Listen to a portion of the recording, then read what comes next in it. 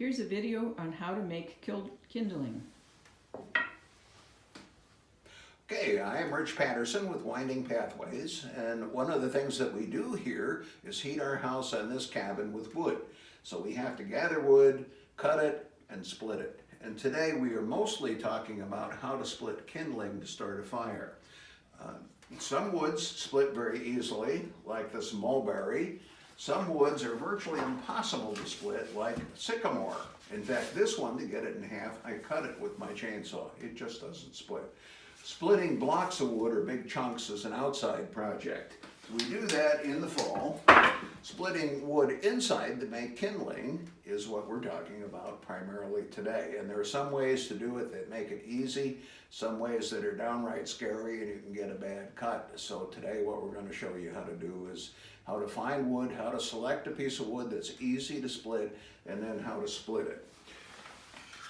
The best woods for lighting a fire are usually not the same woods that are good for keeping a fire going. So I like to choose pine or fir or spruce. It's a very lightweight wood. It's easy to split, it ignites easily, and it will hold the fire for just long enough to get the more heavier duty oaks and maples and elms going. This wood is straight grained, and all things equal, a board will split easier if it is not full of knots, like here, if it is cut fairly thin, and if it's short. So all things equal, a short piece of wood is going to split easier than a longer one or a thicker one. But all of these are possible to split here to make into good kindling. So here's how I do it in a way that's very safe. I use two kinds of axes inside, and this is a fairly short-handled, fairly heavy-headed axe, and I would use that to split a fairly good-sized piece of wood like this 2x4. Okay, there are lots of ways to split it. What I often see people doing is mounting their piece of wood like this on a chopping block or the ground, and then trying to split it, and it's a good way to lose a finger. And you can see even here, it's hard to get that to stand up, so it'll split, and there's a tendency to want to hold it, and you can see what can happen. So I'm going to show you a much safer way. You take a chopping block like this. This chopping block is of elm, and elm does not split very well, so I can chop on it hundreds of times making kindling, and I don't have to worry about my chopping block splitting. It's just the right height.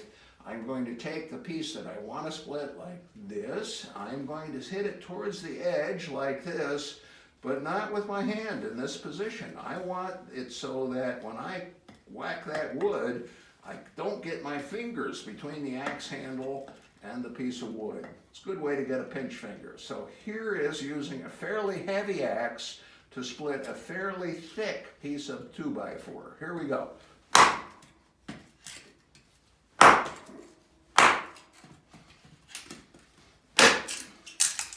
And there we are. We got a piece split off. This has a knot in it, so it's a little more resistant to splitting than others. When I hit that, and if it doesn't go all the way, I can use the axe like this to turn a little bit and pry it apart. Mostly when I'm splitting wood inside, I use a small axe like this, a little finesse axe. These are they're lightweight, made for backpackers, and they're great for making really, really fine slivers to start a fire. I have a straight grain piece, probably of spruce. I got this from a pallet. I get pallets free, cut them apart, and then split them. I'm going to do it like this. I'm holding this wood real hard here. I'm holding the axe handle, so I don't want to see it. If it goes down like that, it's not going to get my finger. Here we go. Turn, split, turn, split, turn. Split, pry. If I want really fine, I can come in here. Don't even have to hit too hard, but you got to hit the wood. There. Pry. Pry. I can get it down almost to matchstick size. And you put dry wood like this, put several of them together, put your match underneath it, and it will start even without paper. So you get the right kind of wood, make sure it's dry. If it's a little hard to split, cut it short, maybe cut this one in half. Get a good solid chopping block, a good finesse axe like this, hit it and turn, hit it and twist, hit it and twist. And pretty soon you've got some really, really good kindling. Here's a piece of maple, a little bit harder wood, but it splits well. So here I am, it makes okay kindling. It's a short board. I can get it right down to little tiny pieces if I want, and they'll start right up. I usually split wood for kindling in batches, so I'll fill up a wood box with split wood, and then I have enough maybe to light 20 fires before I have to do it again.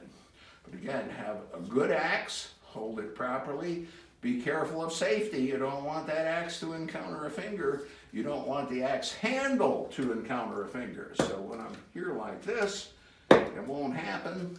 If I was doing it like this, it could. You get a real pinched finger. You don't want that. So in brief, that's how to split kindling. And some other time we will do a section on how to split bigger blocks of wood effectively, even if you don't have a mechanical wood splitter. Thank you for coming today. Come to Winding Pathways again.